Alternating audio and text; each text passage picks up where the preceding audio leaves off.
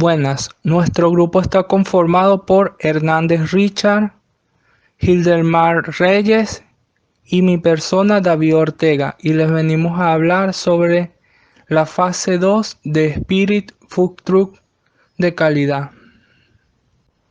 Análisis y determinación de la localización óptima. La localización óptima de un proyecto es la que contribuye en mayor medida a que se logre la mayor tasa de rentabilidad sobre el capital. Para cualquier empresa es vital precisar dónde se establecerá para su óptimo funcionamiento, ya que esto conlleva una gran ventaja para lograr el éxito deseado. En el caso que nos compete, la empresa Spirit SA estará ubicada en la zona industrial de Cagua, Estado Aragua. Esta ubicación es altamente privilegiada en dicha zona industrial existen empresas que pueden suplir gran parte de los materiales necesarios para la construcción del food truck.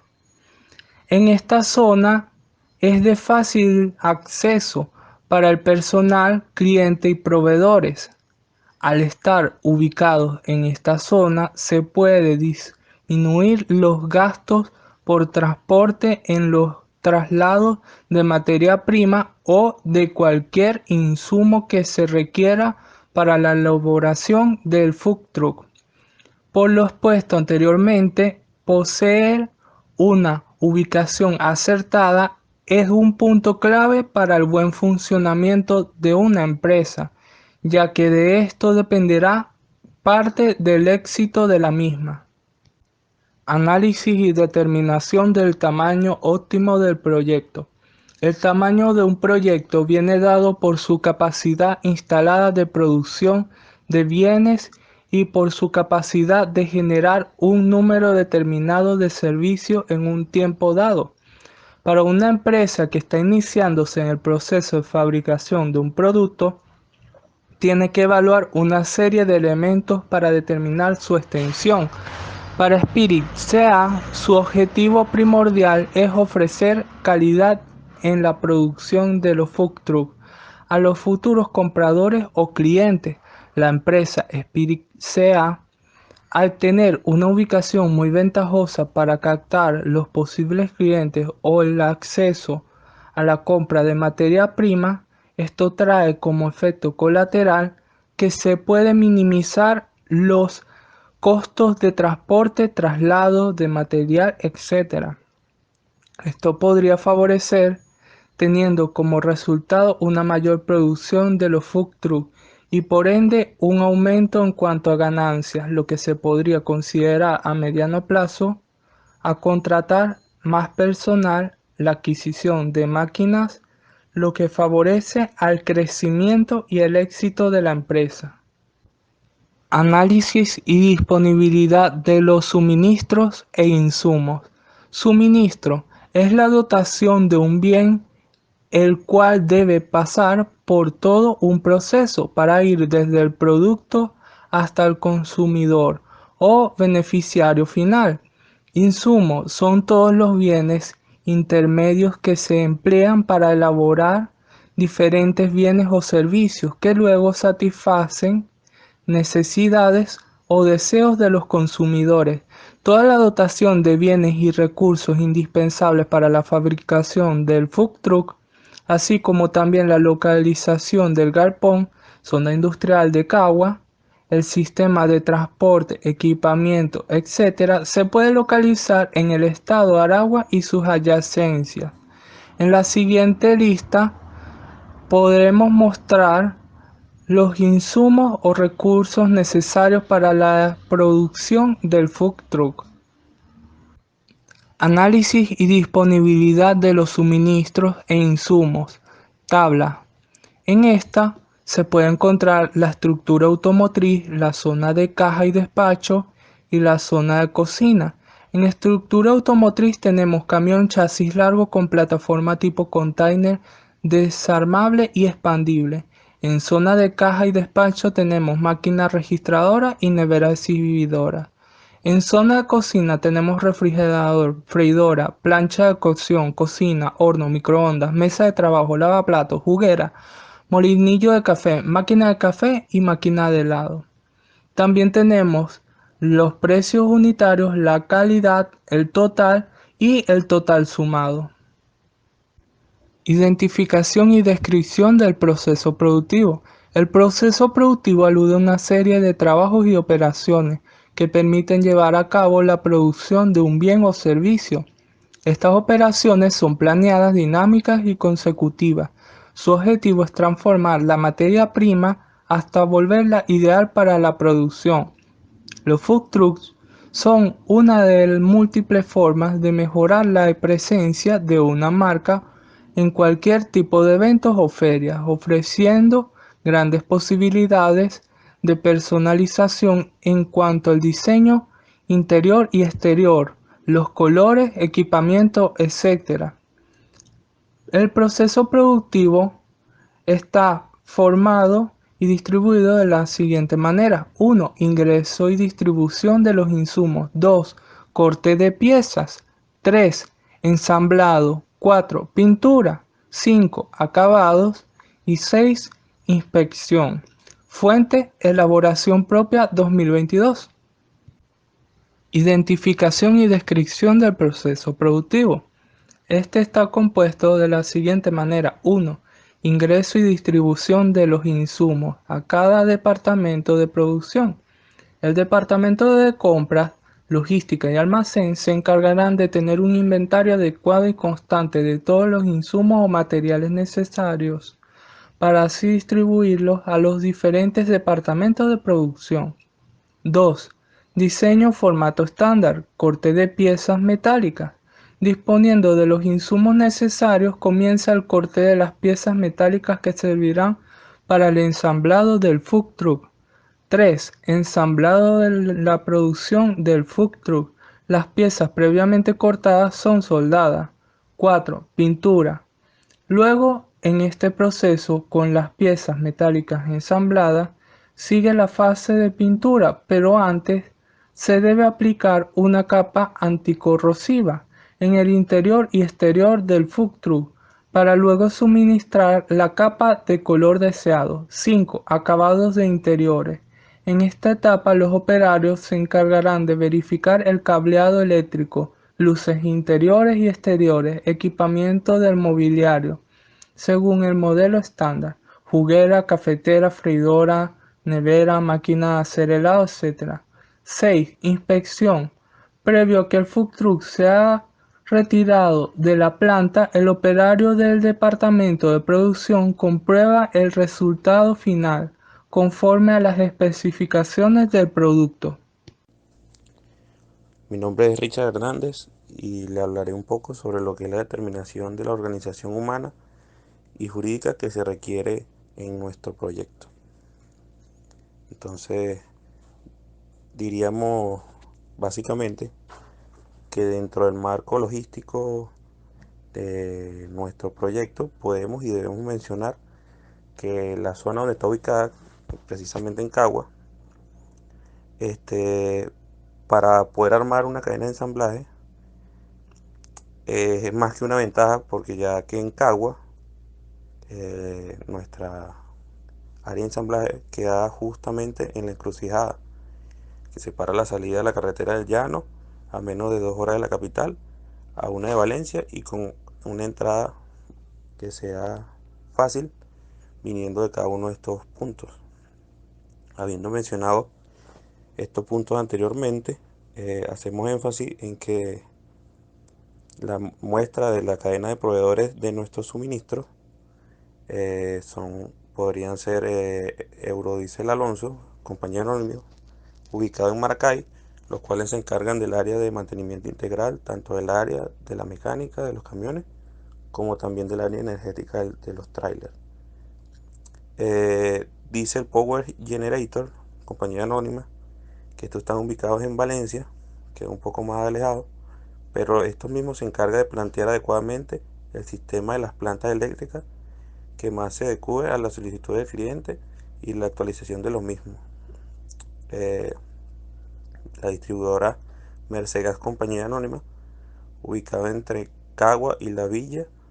Ellas nos facilitan la compra de todas las herramientas, refrigerador, electrodomésticos y toda esa infinidad de aparatos que requieren cada una de nuestros food truck. Y por último, el Centro Automotriz Cagua, Compañía Anónima, que están ubicados cerca de nuestra sede y los cuales nos facilitan cada uno de los camiones con su respectivo remolque homologado, como lo amerita. Ahora bien, dentro del área de costos, presentamos los costos para el acondicionamiento de cada uno de nuestros food truck. Estos están comprendidos por la siguiente tabla, que especificamos todo y cada uno de ellos, cada uno de sus costos. En primer lugar, en la estructura automotriz tendríamos los camiones de chasis largo con plataforma tipo container, desarmable y expandible. Ahí tendríamos un costo de $20.000 la unidad. En la zona de caja y despacho tendríamos la máquina refrigeradora, la nevera exhibidora, cada una con sus respectivos precios, que serían $500 y $300. En la zona de cocina contaríamos con refrigerador, freidora, plancha de cocción, cocina, horno, microondas, mesa de trabajo, lavaplatos, juguera, molinillo de café, máquina de helado y los costos de energía, que esos serían variables dependiendo de cada uno también. Si lo amerita, también se le puede agregar, como vimos anteriormente, plantas generadoras, todo lo que solicite el cliente. Nuestra empresa puede adecuarse a cada una de sus exigencias. Y al final se podría observar el monto total. Eso sería de un food truck básico, con cada una de esas especificaciones. Como se percibe en el cuadro, a los costos de energía también se le debe agregar el sistema. O sea, este podría variar según las características que desea el cliente. Esto puede depender del sitio donde se plantea usar estos camiones. Si son colocadas en áreas con entradas o corriente eléctrica, en este caso, se utiliza un generador cuyo costo es mucho menor al de una planta eléctrica. O por lo contrario, se debe utilizar una planta eléctrica, que de igual manera también de ser evaluada dependiendo del uso y las características que nos pide el cliente. Esto puede variar, aumentar o disminuir el costo de nuestro camión, de nuestro food truck. Y eso tendría que tomarlo en cuenta cada uno de los clientes al hacer el pedido del mismo. Ahora bien, aquí observamos en la siguiente tabla, serían los costos base de nuestro personal. Aquí tendríamos la mano de obra, que estaría compuesto por el personal administrativo, personal de producción, personal de atención al cliente y el personal de limpieza. Cada uno se le especificaría su día de trabajo, la cantidad de días que iría cada uno y el precio del salario de cada uno dependiendo de su puesto que, que desempeñe cada uno y el total al final del monto del mismo. En la siguiente lámina hablaremos un poco sobre la organización humana y jurídica que se ve presentada en nuestra organización, cómo se desempeña cada una. Primeramente estaría la gerencia general, que es la que básicamente se encarga de todo lo que es la parte eh, administrativa de la empresa. De ahí vendría la gerencia industrial, la gerencia comercial, la gerencia financiera y la gerencia de recursos humanos. En la gerencia industrial tendríamos la fábrica. En la gerencia comercial se divide entre marketing, también estarían las ventas, la logística comercial y la distribución, que se encarga de llevar ya sea el producto de nuestro food trucks a cada uno de los consumidores. En la gerencia financiera está la contabilidad, la tesorería y la informática. Y en recursos humanos estaría nómina personal y las formaciones y capacitaciones para cada uno de nuestros trabajadores. Hablando un poco sobre las bases legales de nuestro proyecto, diríamos que las bases legales de nuestra investigación se encuentran sustentadas según la pirámide de Kelsen, cuyo propósito es presentar en orden jerárquico las normativas jurídicas que se emplearán para este caso de investigación. Por lo tanto, en primer lugar se encuentra la Constitución de la República Bolivariana de Venezuela, aprobada en el año 1999 y reformada en el año 2009, tomando de su reforma los siguientes artículos. Del derecho al trabajo, el artículo 87, donde nos dice toda persona tiene derecho al trabajo y el deber de trabajar, donde el Estado tendrá el fin de fomentar el empleo garantizando medidas necesarias que proporcionen condiciones económicas dignas, seguridad, higiene y un ambiente de trabajo digno para cada una de las personas. Del trabajo como hecho social y principios generados del derecho laboral, tendríamos el artículo 89, donde dice que el trabajo es un hecho social y gozará de la protección del Estado. Para el cumplimiento de esta obligación, el Estado se establecen los siguientes principios. La progresividad de derechos, donde nos dice que ninguna ley podrá establecer disposiciones que alteren la intangibilidad y progresividad de los derechos y beneficios laborales. También tendríamos la irrenunciabilidad de los derechos laborales, donde en su segundo párrafo diría que los derechos laborales son irrenunciables, donde es nula toda acción que implique una renuncia a estos derechos y solo es posible un convencimiento al término de la relación laboral en concordancia con los requisitos que se establezcan en la ley y debidamente homologado por un tribunal laboral competente o una inspectoría del trabajo según sea el caso. Indubio pro operario es la aplicación de la norma más favorable al trabajador o trabajadora, anulabilidad de los actos patronales que violen la Constitución. Toda medida o acto que ejerza el patrono contrario a esa Constitución es nulo y genera efecto alguno. Prohibición de discriminación. Se prohíbe todo tipo de discriminación por razones de política, edad, raza, sexo, credo o cualquier otra condición. Prohibición de trabajo a niños y adolescentes. Está prohibido el trabajo de adolescentes en labores que puedan afectar su desarrollo integral y recibirán protección total del Estado contra cualquier explotación económica y social. Del derecho al salario y principio de igual trabajo, igual salario. Tomaríamos el artículo 91, que este artículo nos comenta que los trabajadores y trabajadoras tienen derecho a percibir un salario suficiente que le permita vivir con dignidad y cubrir gastos para sí y su familia. De la estabilidad en el trabajo, el artículo 93, que en este artículo se limita a toda forma el despido no justificado. Del derecho a la sindicalización, que es el artículo 95, que cita que todos los trabajadores y trabajadoras tienen derecho a construir libremente las organizaciones sindicales que estimen conveniente para la mejor defensa de sus derechos e intereses, así como afiliarse o no a ella de conformidad con la ley. Del derecho de negociación a la convención colectiva voluntaria, tendríamos el artículo 96, que establece que tanto los trabajadores y trabajadoras del sector público y del privado tienen derecho a la negociación colectiva voluntaria y a celebrar convenciones colectivas de trabajo sin más requisitos que los que establezca la ley.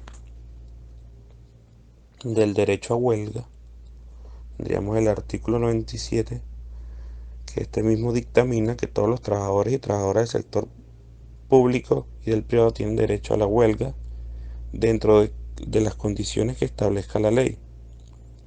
En Venezuela la Ley Orgánica del Trabajo es una ley de orden público, por lo tanto es un instrumento normativo de mayor importancia y obligatoriedad que emplea en las relaciones de trabajo. En segundo lugar, se encontraría la Ley Orgánica del Trabajo, publicada en Gaceta Oficial.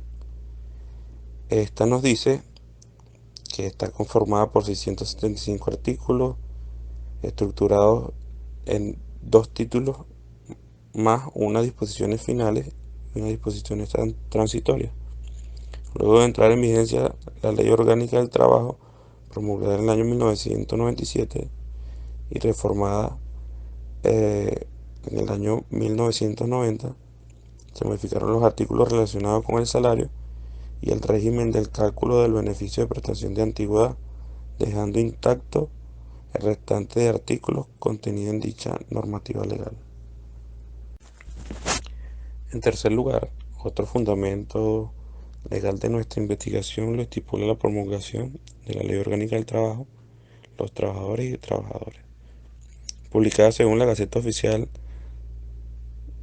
6076 el 7 de mayo del 2012, y en tal sentido la legislación laboral pasa de regir las situaciones derivadas del trabajo como hecho social a proteger al trabajador como hecho social y garantizar los derechos de los trabajadores y trabajadoras como sujetos protagónicos de los procesos sociales de educación y de trabajo.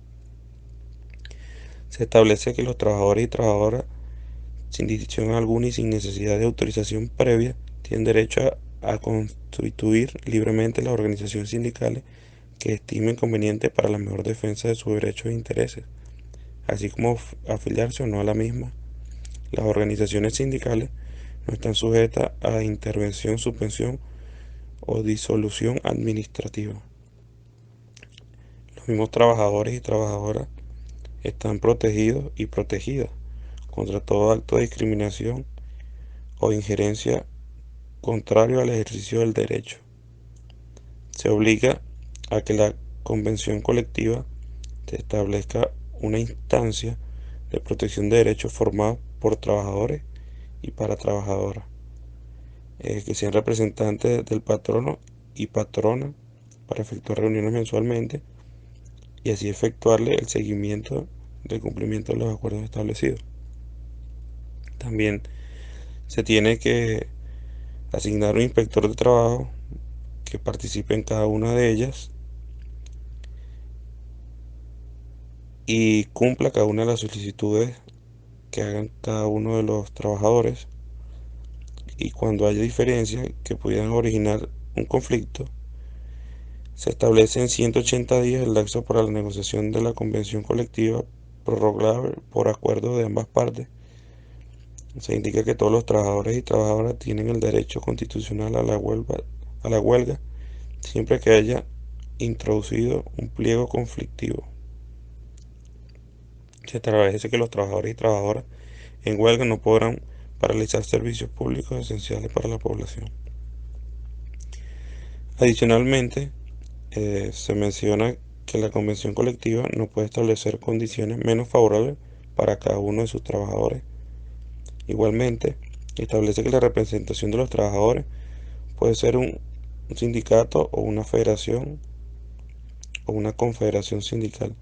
Se crea la inamovilidad que tienen los trabajadores desde el día y hora en el que el proyecto de convención sea presentado ante la Inspectoría del Trabajo. Las estipulaciones de la convención colectiva se convierten en cláusulas obligatorias para que las partes y no podrán conectarse en condiciones menos favorables para los trabajadores. La convención colectiva tendrá una duración que no podrá ser mayor de 3 años ni menor de 2 años. Ahora bien, en cuarto lugar, se señalarán otras de las leyes orgánicas que impactarán como sustento legal. La Ley Orgánica de Prevención, Condiciones y Medio Ambiente de Trabajo, publicada el 26 de julio del 2005, según la Gaceta Oficial 38.236, con la aprobación de esta ley se promueve la implementación del régimen de seguridad y salud en el trabajo, en el marco del nuevo sistema de seguridad social, abarcando la promoción de la salud de los trabajadores, la prevención de enfermedades profesionales y accidentes del trabajo, la atención, rehabilitación y reinserción de los trabajadores, y establece las prestaciones que correspondan por los daños que ocasionen enfermedades ocupacionales y accidentes del trabajo, la cual está establecida en la Constitución de la República Bolivariana de Venezuela, en su artículo 67, párrafo primero. Decreto número 40.310, de fecha 6 de diciembre de 2013.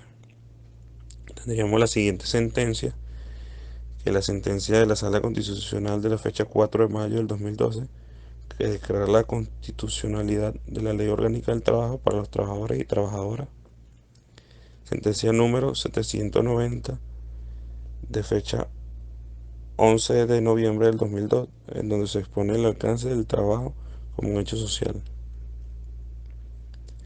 La sentencia número 3029, de fecha 4 de noviembre del 2003 de la Sala Constitucional, la cual se refiere al derecho al trabajo contemplado en el artículo 87 de nuestra Constitución. En cuanto al ente rector que incide en el sector automotriz, podrían ser los ministerios del Poder Popular para la finanza, para la industria y para el comercio, debido a su publicación el 31 de octubre del 2007 en Gaceta Oficial número 38.800, donde se hace referencia a la política automotriz en nuestro país, y la resolución número 310, que esta resolución conjunta del antiguo Ministerio de Finanzas y Energía y Petróleo, mediante la cual se instrumenta la política automotriz vigente, ya que dictaminan el mecanismo de licencia previa para la importación de vehículos a partir del 1 de enero del 2008, la obligación de ensamblar motores a partir del 1 de enero del 2010, y además se traza una meta de incorporación nacional de 50% en el 2013. En resumen, se establecen los mecanismos para fortalecer el sector automotor, la estimulación en la producción nacional y asegurar su vinculación con la política energética nacional. Vialidad legal. Para la vialidad legal recurrimos al reglamento del Ministerio de Sanidad, que dice: por disposición del ciudadano presidente de la República y de conformidad con lo dispuesto en el ordinal sexto del artículo 30 de la Ley Orgánica de la Administración Central, del artículo 26 de la Ley Orgánica del Sistema Nacional de Salud, del ordinal quinto del artículo 1 del Reglamento General de Alimentos y del artículo 1 de las normas complementarias del mismo reglamento vigente, resuelve las siguientes normas: buenas prácticas de fabricación, almacenamiento y transporte de alimentos para el consumo humano. Artículo 4. Para los propósitos de la resolución se aplican las siguientes definiciones, además de las establecidas en las normas complementarias del Reglamento General de Alimentos vigente. Tenemos barreras higiénicas. Estas medidas preventivas de carácter físico o funcional que se aplican en aquellas áreas donde se realizan etapas del proceso expuestas a peligros de contaminación inaceptables provenientes de otras actividades o factores de la producción. En ellas incluye las medidas de diseño sanitario de la edificación, que sea correcta con distribución de áreas y equipos, control de disciplina e higiene personal. Buenas prácticas de fabricación. Es el conjunto de medidas preventivas o de control utilizado en la fabricación, envasado, almacenamiento y transporte de alimentos manufacturados a fin de evitar, eliminar o reducir los peligros para la inocuidad y salubridad de estos productos. El diseño sanitario es todo aquel conjunto de características que debe reunir las edificaciones, equipos, utensilios e instalaciones del establecimiento a fin de evitar peligros para la calidad e inocuidad del alimento. Los equipos y aparatos es todo aquel conjunto de piezas y accesorios ensamblados según su diseño preestablecido para cumplir una función específica en cualquier etapa de la manipulación de los alimentos. Establecimiento. Toda edificación y sus áreas adyacentes administradas por la empresa dotada de los equipos e instalaciones requeridas para la manipulación de los alimentos. Fácilmente limpiable. Esto significa que una superficie expuesta y accesible sin dificultad, construida con materiales sanitarios y de acabado tal que permitan una rápida remoción del sucio por los métodos usuales de limpieza.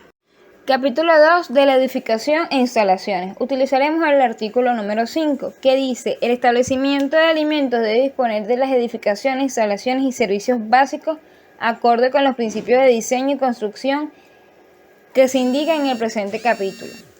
Los almacenes existentes en la cadena de comercialización también han de adecuarse a los requisitos que al efecto les sean aplicables. Artículo 6. El establecimiento debe ubicarse o funcionar preferiblemente en zonas geográficas donde las condiciones ambientales no representan peligros de contaminación de alimentos o molestias o daños a la comunidad. El artículo 7. Los accesos y alrededores del establecimiento deben tener superficies pavimentadas o cubiertas con material que faciliten el mantenimiento sanitario e impidan la generación de polvo, la acumulación de aguas o la presencia de otras fuentes de insalubridad para el alimento. En la sección 1 de requisitos de diseño y construcción, el artículo 8 dice: la edificación debe estar diseñada y construida a fin de proteger el interior de los ambientes de producción de la entrada de polvo, lluvia, suciedad u otros contaminantes, así como el ingreso y refugio de plagas y animales domésticos. Artículo 9. La edificación debe poseer una adecuada separación física y funcional de aquellas áreas donde se realicen operaciones de producción susceptibles de ser contaminadas por otras operaciones o por fuentes de contaminación presentes en las áreas adyacentes. Esto significa que debe diferenciarse correctamente las áreas: área de alto riesgo, área de bajo riesgo, áreas húmedas, áreas secas, al igual que otras áreas higiénicamente incompatibles. El artículo 10 dice: los diversos ambientes o dependencias de la edificación deben tener el tamaño adecuado para la instalación, operaciones y mantenimiento de los equipos, así como para el movimiento del personal y el traslado de materiales o productos. Estos ambientes deben estar ubicados según la secuencia lógica del proceso, esto es, desde el despacho del producto terminado, de manera de evitar retrasos indebidos y contaminación cruzada. Sección 2. Requisitos de diseño y construcción de las áreas de fabricación. Utilizaremos el artículo número 13, que dice: las áreas de fabricación en donde el alimento o la superficie de contacto con el alimento están expuestos deben cumplir los siguientes requisitos, además de los indicados en la sección 1 del presente capítulo. 1. Pisos y drenaje. Los pisos deben estar construidos con materiales resistentes, impermeables, no absorbentes, no deslizantes y con acabados libres de grietas o defectos que dificulten la limpieza, desinfección y mantenimiento sanitario. El sistema de tuberías y drenaje para la conducción y recolección de aguas residuales debe tener la capacidad y la pendiente requerida para permitir una salida rápida y efectiva de los volúmenes máximos generados por la industria. Los drenajes de piso deben tener la debida protección mediante rejillas u otros medios adecuados. 2. Paredes. En las áreas de elaboración envasada, las paredes deben de ser de materiales resistentes, impermeables, no absorbentes y de fácil limpieza y desinfección. Además, hasta una altura adecuada el tipo de proceso. Las mismas deben poseer un acabado liso y sin grieta, y pueden estar cubiertas con material cerámico o similar, con pintura plástica de colores claros que reúnan los requisitos antes mencionados. De ser requerido, las uniones entre las paredes y entre estas y los pisos deben estar selladas y tener forma redondeada para impedir la acumulación de suciedad y facilitar la limpieza. 3. Techos. Los techos deben estar diseñados y construidos de manera que se evite la acumulación de suciedad, la condensación, la formación de mohos, el desprendimiento superficial y además se facilite la limpieza y el mantenimiento. 4. Ventanas y otras aberturas. Las ventanas y otras aberturas en las paredes deben estar construidas para evitar la acumulación de polvo, suciedad y facilitar la limpieza. Aquellas que se comuniquen con el ambiente exterior deben estar provistas con una malla anti-insectos con abertura no mayor de 1 o 3 centímetros con un marco removible. 5. Puerta. Las puertas deben tener una superficie lisa y estar construidas con materiales resistentes, no absorbentes y poseer suficiente amplitud. Donde se precise, las mismas tendrán dispositivos de cierre automático, ajustes herméticos. Las aberturas entre puertas y pisos no debe ser mayor de 2 o 3 centímetros. 6. Las escaleras, elevadores y estructuras complementarias, tales como rampas, plataformas y similares. Las mismas deben de ubicarse y construirse de manera que no causen contaminación al alimento o dificulten el flujo regular del proceso y limpieza de la planta. Sección 3. Requisitos de ventilación e iluminación. Utilizaremos el artículo 14. La iluminación del establecimiento debe ser de calidad e intensa requeridas para la ejecución higiénica y efectiva de las actividades de fabricación, envasado y almacenamiento. La intensidad de la misma no debe ser inferior a 540 lux, igual a 50 bujías pie en todos los puntos de inspección. 220 lux, 20 bujías pie en locales de fabricación y 110 lux, 10 bujías de pie en otras áreas de establecimiento. El artículo 15 dice: las lámparas y accesorios ubicados por encima de los alimentos expuestos al ambiente deben de ser de tipo segura y de estar protegida para evitar la contaminación de estos en caso de ruptura. La iluminación debe ser uniforme y no alterar los colores naturales del alimento. El artículo 14 dice: la ventilación del establecimiento debe ser adecuada para prevenir la condensación de vapor, facilitar la remoción de calor y de los contaminantes generados en el área de producción. Sección 4. Abastecimiento del agua. Utilizaremos el artículo 17 que dice: el agua que se utilice en el establecimiento de alimentos debe ser potable y cumplir como mínimo con las especificaciones vigentes establecidas en las normas internacionales para el agua potable de la Organización Mundial de la Salud o con las normas nacionales aprobadas al respecto. Artículo 18. En él establece que el establecimiento solamente se permite el uso de agua no potable cuando la misma no ocasione peligro en la contaminación de alimentos. Ejemplo: para la generación de vapor indirecto, lucha contra incendios, refrigeración indirecta y arrastre de residuos sólidos. En estos casos, el agua no potable debe distribuirse por un sistema de tuberías completamente separadas e identificadas por colores, sin que existan conexiones cruzadas ni sifonaje de retroceso con las tuberías de agua potable. En el artículo 19 indica que para determinar la dotación de agua potable del establecimiento se debe tomar en cuenta el tipo y cantidad de producto a elaborar, el proceso tecnológico, las necesidades de consumo del personal y lo requerido para efectuar el saneamiento del mismo. Artículo 20. La fábrica debe disponer de agua potable a la temperatura y presión requeridas para el proceso para ejecutar su limpieza y desinfección efectiva.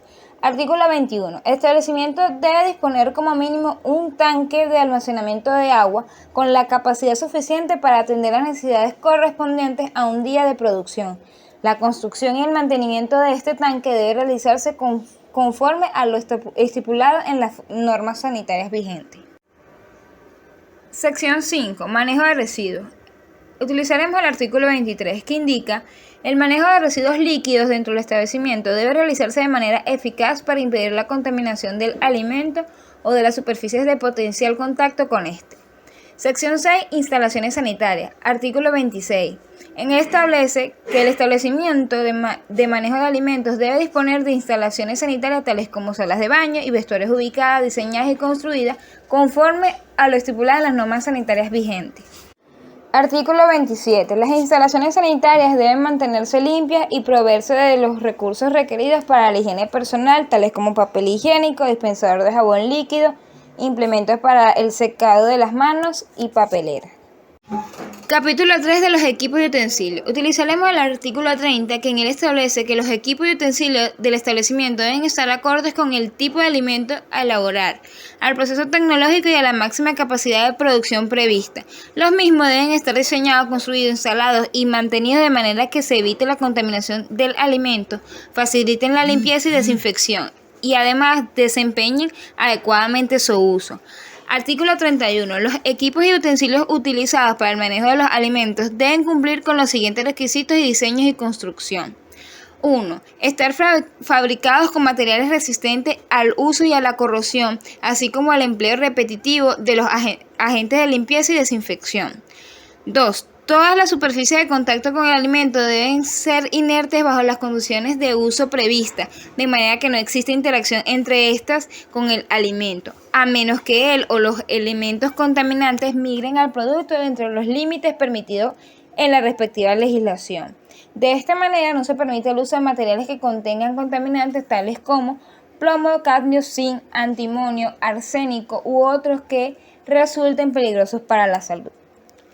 3. Todas las superficies de contacto directo con el alimento deben poseer un acabado liso, no poroso, no absorbente y estar libres de defectos u otras irregularidades que pueden atrapar partículas de alimento o microbios que afecten la calidad sanitaria del producto. 4. Todas las superficies de contacto con el alimento deben de ser fácilmente accesibles para la limpieza o inspección o ser fácilmente desmontables. Cuando se utilicen técnicas de limpieza mecánica, los equipos deben estar especialmente diseñados para este propósito y disponer de los instrumentos y accesorios para su control. 5. Los ángulos internos de la superficie de contacto con el alimento deben poseer una curvatura continua y suave de manera que puedan limpiarse con facilidad. 6. En los espacios interiores en contacto con el alimento, los equipos no deben poseer piezas o accesorios que requieran lubricación ni roscas, acoplamiento u otras conexiones peligrosas. 7. Las superficies de contacto directo con el alimento no deben recubrirse con pinturas u otro tipo de material desprendible que represente un peligro para su inocuidad. 8. En lo posible, los equipos deben estar diseñados o construidos de manera que se evite el contacto del alimento con el ambiente que lo rodea. 9. Las superficies exteriores de los equipos deben estar diseñadas y construidas de manera que faciliten su limpieza y eviten la acumulación de suciedades, microbios, plagas u otros agentes contaminantes del alimento. 10. Las mesas y mesones empleados en el manejo de los alimentos deben tener superficies lisas con bordes sin aristas y estar construidas con materiales resistentes, impermeables y lavables.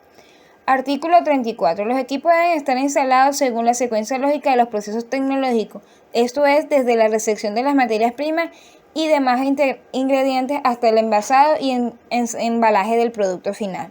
Artículo 30. La distancia entre los equipos con respecto a las paredes perimetrales, columnas u otros elementos de la edificación debe ser tal que les permita funcionar adecuadamente y facilitar el acceso para la inspección, limpieza y mantenimiento. Ahora bien, para el capítulo 4 del personal, sección 1, educación y capacitación, utilizaremos el artículo 40. Este establece que todas las personas que realizan actividades de manipulación de alimentos deben tener formación en manera de educación sanitaria, especialmente en cuanto a prácticas higiénicas y de higiene individual. Asimismo, deben estar capacitados para llevar a cabo las tareas que se les asignen y aplicar principios sobre prácticas correctas de fabricación de alimentos. En el artículo 40, dice que el plan de capacitación del personal debe iniciarse desde el momento de su contratación y luego ser reforzado mediante charlas, cursos u otros medios efectivos de actualización.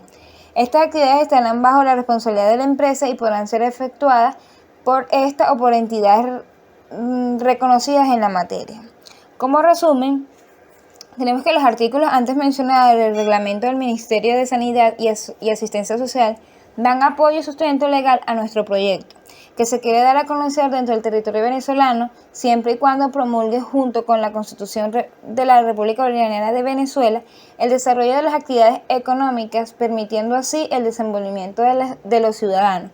Desde el punto legal, el diseño de camiones de comida rápida, food truck, debe cumplir con los artículos y normas ya antes mencionados para así brindar diseño e infraestructura con materiales de calidad que no perjudiquen la inocuidad de los alimentos. Por otra parte, en vialidad legal también tenemos que tomar en cuenta la ley del Instituto de Tránsito Terrestre y Transporte, capítulo 3, de los propietarios conductores y sus obligaciones, el artículo 12, que indica que todo propietario de un vehículo de motor está sujeto a las siguientes obligaciones: inscribir el vehículo en el registro respectivo y efectuar oportunamente las renovaciones que exijan las autoridades del Ministro de Transporte y Comunicaciones, pagar los impuestos y tasas que lo graven. Mantener el vehículo en perfectas condiciones de seguridad, funcionamiento e higiene, de acuerdo a lo establecido en la ley y su reglamento. Someter el vehículo a revisión en la oportunidad que señala el reglamento de esta ley. Cumplir con las normas venezolanas COVENIN y las disposiciones que establezca el reglamento relativas a los vehículos de motor. Proveer el vehículo de toda la documentación y elementos de identificación exigidos por las autoridades del Ministro de Transporte y Comunicación, así como de sus correspondientes placas de identificación, renovándolas y manteniéndolas en perfecto estado de conservación y condiciones de visibilidad, de acuerdo con lo establecido en esta ley y su reglamento. Mantener en vigencia la garantía del seguro de responsabilidad social en las condiciones establecidas en esta ley y su reglamento. Solicitar autorización al Ministerio de Transporte y Comunicaciones para realizar en el vehículo cualquier alteración sustancial en su estructura, funcionamiento o aspecto, de tal manera que en ningún caso afecte la seguridad del tránsito terrestre, de acuerdo a lo establecido en la siguiente ley. Participar por escrito en un lapso no mayor de 30 días hábiles a la Oficina del Registro Nacional de Vehículos si se procede la destrucción total del vehículo y las demás que señala en esta ley y su reglamento. Como párrafo único indica, sin prejuicio de aplicar las sanciones administrativas correspondientes, las autoridades administrativas del tránsito terrestre impedirán la circulación de aquellos vehículos cuyos propietarios no hubieran cumplido las obligaciones previstas en este artículo. En el artículo 13 indica, todo propietario que está en la obligación de participar al Registro Nacional de Vehículos, las modificaciones de las características del vehículo de su propiedad y los cambios de identificación, domicilio o denominación comercial en un lapso que no exceda de 15 días hábiles después de haber efectuado dicho cambio o modificación. Capítulo 4 de la circulación. Utilizaremos el artículo 16, que en él indica la utilización de las vías públicas o privadas destinadas al uso público se hará con sujeción a las disposiciones de esta ley y su reglamento, e instrucciones a las autoridades administrativas del tránsito terrestre. Por ningún motivo puede impedirse el libre tránsito de vehículos en una vía pública de manera permanente. En el artículo 17 indica que las personas y organismos públicos o privados que requieran efectuar trabajos que afecten la circulación deberán obtener el permiso respectivo de las autoridades administrativas competentes. Una previa solicitud del mismo, participarlo con debida antelación, indicar su naturaleza, fecha de inicio y duración estimada, de acuerdo a lo establecido en el reglamento. La autoridad administrativa competente dispondrá de un lapso de 72 horas para dar respuesta a esta solicitud y podrá resolver que los trabajos de que se trate se sigan en otra hora y fecha, e indicará las señales y medidas de prevención que juzgue necesarias. En el artículo 18 indica que las autoridades administrativas de tránsito terrestre competentes en el ámbito de la circunscripción quedan facultadas para remover los obstáculos u obras y los vehículos objetos que se encuentren ubicados, estacionados o depositados en la vía pública, en zonas prohibidas o en sitios que obstaculicen el normal desarrollo de circulación de vehículos y peatones. Esto ha sido todo. Gracias por su atención.